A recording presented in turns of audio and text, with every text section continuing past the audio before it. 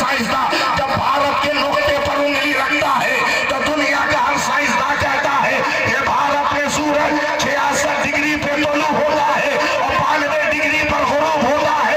تو میں کہتا ہوں تو دائیں بن کر ابے 66 عرش اللہ کا عدد ہے اور 92 عرش محمد کا عدد ہے۔ ہمارے بھارت کا سورج صبح کو لا الہ الا اللہ پڑھتا ہے اور شام کو محمد رسول اللہ۔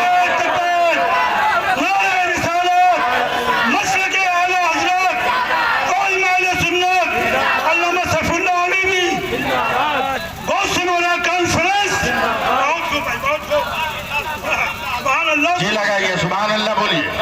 تھوڑا سا تبادلہ خیال کیجئے۔ 15 منٹ آپ مجھ کو سنبھال لیجئے، اس کے بعد جتنی دیر کہیے گا میں آپ کو سنبھال لے جاؤں گا۔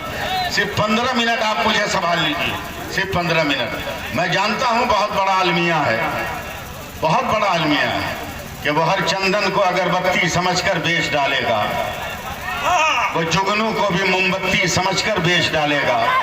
حکومت ہم نے دے دی بھول سے ایک چائے والے کو، ہمیں بھی چائے کی پتی سمجھ کر بیچ ڈالے گا۔ سبحان اللہ، بہت خوب سبحان اللہ۔ الگ مسئلہ ہے لیکن ذرا سا ذہن بنائیے اور مجھے سننے کی کوشش کیجیے۔ میں بہت بڑا کم پڑھا لکھا آدمی ہوں، بزرگوں کا پاؤں دبایا ہوں تو میں نے یہ مقام پایا ہے۔ جو حق ہے بول رہا ہوں، حضور مفتی اعظم کا ٹوٹا کھایا ہے، تاج الشریعہ کی خدمت کی ہے، حضرت سرکار کلاں کی کہ طلبوں کا بوسہ لیا ہے، تب یہ فقیر اور گنہگار اس منزل تک پہنچا۔ بڑے بھائی علامہ میراث صاحب قبلہ، میں بمبئی میں تقریر کر رہا تھا، 50,000 کا مجمع تھا۔ مجمع دیکھ کے جوش چڑھا، مجھے پتا چلنا چاہیے کہ میں سیوان میں بول رہا ہوں۔ سیوان ایک تحریک کی دھرتی کا نام ہے، سیوان ایک ایجیٹیشن کی دھرتی کا نام ہے، سیوان ایک انقلاب کی دھرتی کا نام ہے۔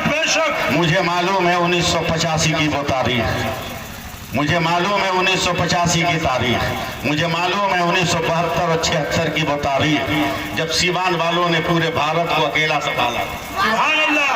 آپ کو اپنی تاریخ یاد ہو یا نہ ہو مگر مجھے آپ کی تاریخ مجھے یاد ہے۔ میں نے جوش میں ایک جملہ کہہ دیا تھا کہ مسلمانوں اپنے نبی پہ درود پاک پڑھو، اس لیے کہ میرے نبی نے فرمایا جو میرے اوپر ایک مرتبہ درود پاک پڑھ لے گا میں میدان قیامت میں اسے اپنی چادر میں چھپا لوں گا، اور چھپاؤں گا نہیں، حساب و کتاب سے بھی گزار دوں گا، پل صراط بھی پار کرا دوں گا۔ ایک لفظ میں پوری حدیث کا ترجمہ، چھپے گا قیامت کے میدان میں، نکلے گا جنت کے مکان میں۔ جیسی میں نے یہ سنایا، ایک پڑھا لکھا جاہل کھڑا ہو گیا مجمع میں۔ میں لفظ بہت صحیح استعمال کرتا ہوں، ان پڑھ تو ان پڑھ ہے، اس کو جاہل نہیں کہتے، وہ ان پڑھ ہے، پڑھا لکھا ہی جاہل ہوتا ہے۔ آپ اسلام کی تاریخ اٹھائیے، مکے کا سب سے پڑھا لکھا آدمی، سب سے سوجھ بوجھ والا آدمی جس کا نام عمرو بن ہشام تھا، روب اور دبدبا سے عرب والے اس کو ابو الحکم کہتے، ابو الحکم کہتے تھے، حکمت کا باپ۔ مگر نبی کے اعلان نبوت کے بعد ہزاروں معجزات دیکھ کر بھی جب اس نے ایمان نہیں لایا تو نبی نے اسی عمرو بن ہشام کا نام ابو جہل رکھا، سمجھے، ابو جہل رکھا۔ پڑھا لکھا ایک جاہل کھڑا ہو گیا، اب مجھ جیسے دبلے پتلے آدمی کو ڈانٹ دیا، کچھ سمجھنے کو اب تیار نہیں۔ کہا مولانا اس صدی کا اتنا بڑا جھوٹ ہم سے برداشت نہیں ہوگا۔ ہم نے کہا کیا بولا؟ ہم نے کہا تم نے کہا کہ جو ایک بار درود پڑھے گا تیرے نبی چادر میں سما لیں گے۔ ارے مولانا کم سے کم تول کے تو بولے ہوتے۔ میں نے کہا سنی ہوں، پہلے تولتا ہوں تب بولتا ہوں، پہلے تولتا ہوں تب بولتا ہوں۔ بولا نہیں، کیسے گھس جائے گا اتنا آدمی؟ ہم نے کہا ہوا کیا؟ بولا تیرے پیغمبر کی چادر کتنی بڑی؟ میں نے ٹینشن میں کہہ دیا 2 میٹر یا 2.5 میٹر۔ تو وہ تالی بجانے لگا، کہا مولانا تب تو ممکن ہی نہیں ہے۔ ہم نے کہا کیوں؟ بولا ایک رات میں نہ جانے پوری دنیا میں کتنے ارب کتنے خرب آدمی نبی پہ درود پڑھتے ہوں گے، یہ سب کیسے قیامت کے دن گھسیں گے؟ میں نے کہا میرے پاس دلیل ہے۔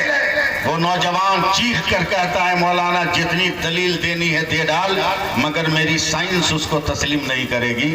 جیسے ہی سائنس کا نام لیا چڑھ گیا دماغ پر بریلی کا رنگ۔